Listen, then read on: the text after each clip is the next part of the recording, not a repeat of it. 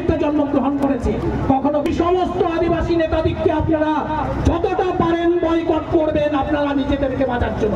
আমি মুখ্যমন্ত্রী দরাজ হস্ত কখনো স্টেট থেকে কাস্ট সার্টিফিকেট বিলি করছেন, কখনো এই ভুয়ো সার্টিফিকেট ধারী সুকুমার মাহাতোকে তিনি নাকি আদিবাসীদের বিরাট কাজ করছেন তার জন্য সংবর্ধনা দিচ্ছেন।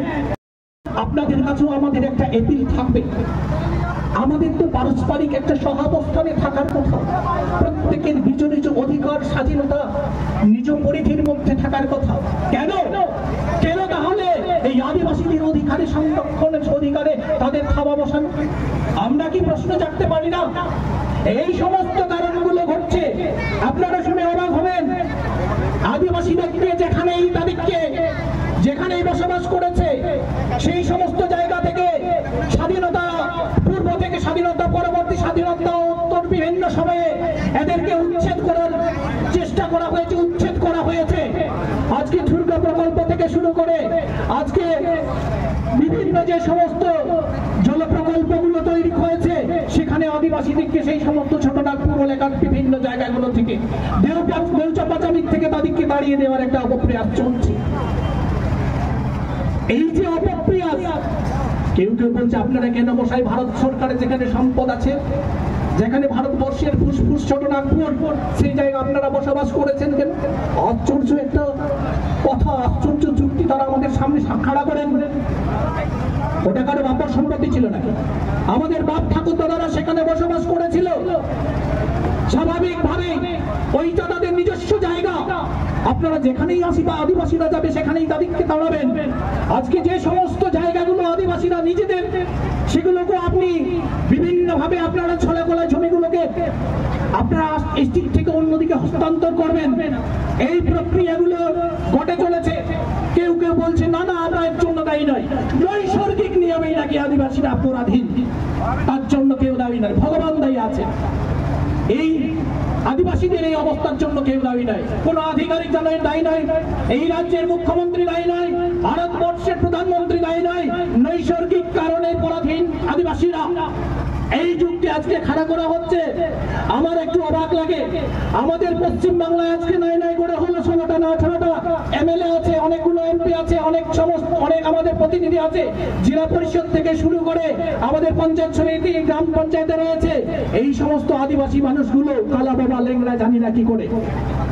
আমরা জানি, আমরা দেখেছি ট্রাইবাল অ্যাডভাইজারি কমিটি হয়েছে, সেই ট্রাইবাল অ্যাডভাইজারি কমিটির কোথায় কি অফিস কি আদিবাসীরা তাদের কোথায় দাবি জানাতে যাবেন দেখে তার কোনো সত্তা নেই।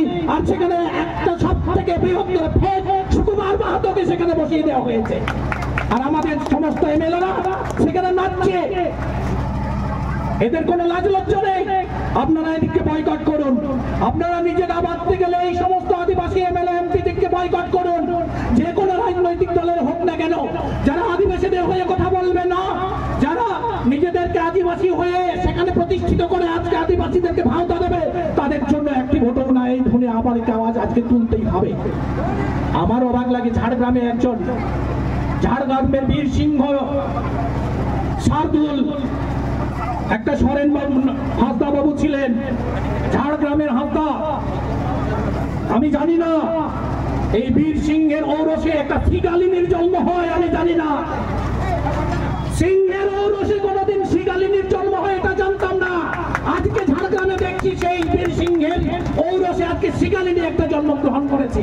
কখনো বিরোধী দলনেতা তাকে বলছে আমার জুতোর যোগ্য নয়, কখনো একটা বিশেষ কমিউনিটি উর্মিলা তাকে দেলিয়ে দিচ্ছে, কখনো তার দপ্তর বন দপ্তর সেখানে একটা বাড়ুচ্ছে পুরুলিয়াতে তিনি নাকি সহসভাধিপতি নাকি বটেন, তিনি তার যাচ্ছে তা করে অপমান করছেন, কিচ্ছু বলার ক্ষমতা নেই। পদ লোভ বড় বালাই, যে সিংহের পরিচয়ে তার আজকে এমএলএ, যে সিংহের পরিচয়ে আজকে মন্ত্রিত্বের গদিতে বসেছে, লজ্জা করে না সেই শ্রীকালিনী। এই সমস্ত আদিবাসী নেতাদিগকে আপনারা যতটা পারেন বয়কট করবেন আপনারা নিজেদেরকে বাঁচার জন্য। আমি কোন বিরোধী রাজনৈতিক কথা বা তাদের এখানে পোস্টার হতে আসেনি। আমরা আজকে আদিবাসীদের কথা প্রসঙ্গে এই প্রসঙ্গগুলো উঠছে বলে এই কথাগুলো বলতে হচ্ছে। আপনারা জানেন যে আজকে মুখ্যমন্ত্রী দরাজ হস্ত কখনো স্টেট থেকে কাস্ট সার্টিফিকেট বিলি করছেন, কখনো এই ভুয়ো সার্টিফিকেটধারী সুকুমার মাহাতোকে তিনি নাকি আদিবাসীদের বিরাট কাজ করছেন তার জন্য সংবর্ধনা দিচ্ছেন। আমরা দিদিকে বলি, দিদি আপনি ভুলে যাবেন না এই আদিবাসীরা সরল প্রিয় হতে পারে। এই আদিবাসী এরা কিন্তু প্রকৃতি আর আদিবাসী সমার্থক বলে ভেবে নেবেন। প্রকৃতি যেদিন নষ্ট হয় সেদিন কিন্তু কারো সেই প্রকৃতিকে রোধ করার ক্ষমতা রাখে না, থাকে না।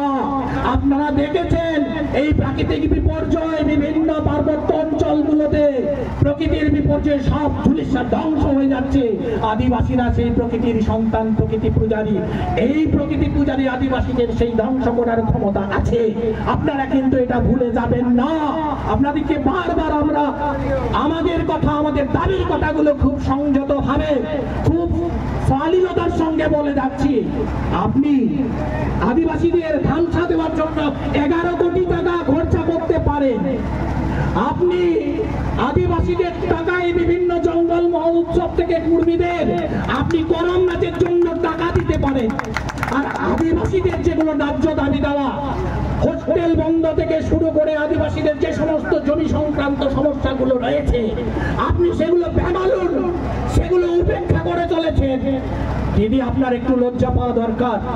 এই অর্থ উলঙ্গ, এই বর্বর অসভ্য মানুষ বলে যাদেরকে এতদিন আখ্যা দিয়েছেন আপনার সভ্য মানুষেরা, আজকে সেই বর্বর অসভ্য মানুষেরা দেখুন কিভাবে গর্জে উঠছে।